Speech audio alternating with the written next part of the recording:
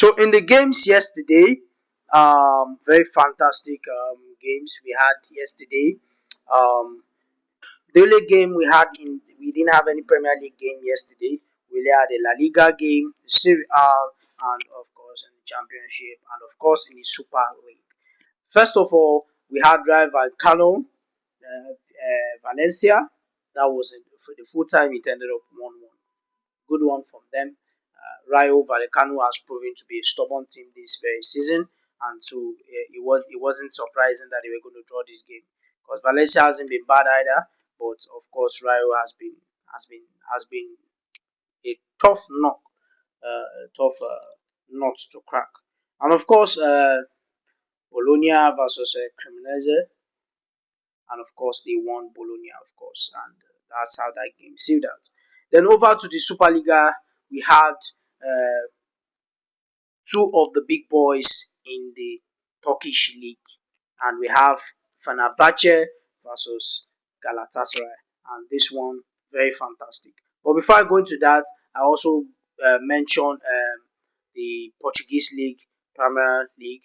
Of course, we mentioned that too as well. We have the SB Braga, which they also won their game 4-0, very big margin win.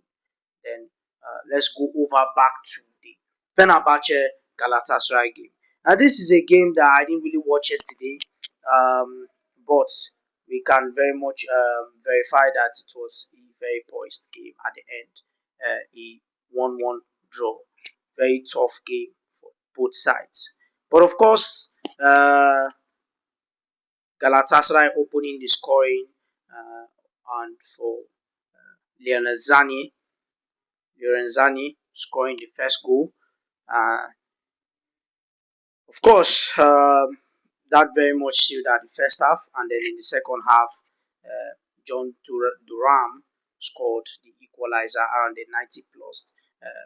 And I'm not surprised about that late. They left it very late to equalize. Yes, I'm not surprised. And the very man that always likes to leave it very late, keep it very late to break the hearts of the opponent team. To see that, like John Durham, that's what he does.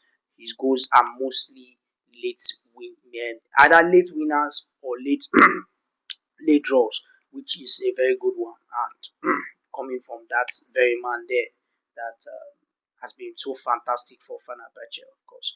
And of course, this one we'll look at the stats. Very beautiful game from both sides, and of course the ball possession. Fenerbahce had more ball possession in this one, which I felt that Galatasaray would have been the one to have this much ball possession, but it's not far. They had a 54 to 45% possession, of course, and of course in the shot on target, they had equal shot on target, so that's to tell you how difficult the game is. Both sides were able to penetrate the 18 yard. Anyhow, they were just playing and they were just playing out the game. But at the end, it ended 1-1, even with the whole thing that went down.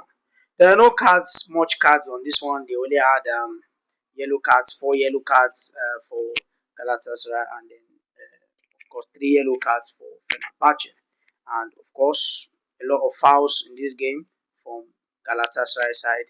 So that tells you a lot much about what happened in this game.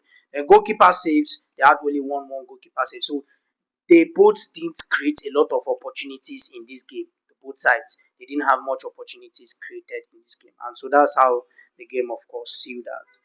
So yeah, out of the two shot on targets, they only were able to convert one each from them. So this was a game that didn't have so much opportunities or so much shots at goal.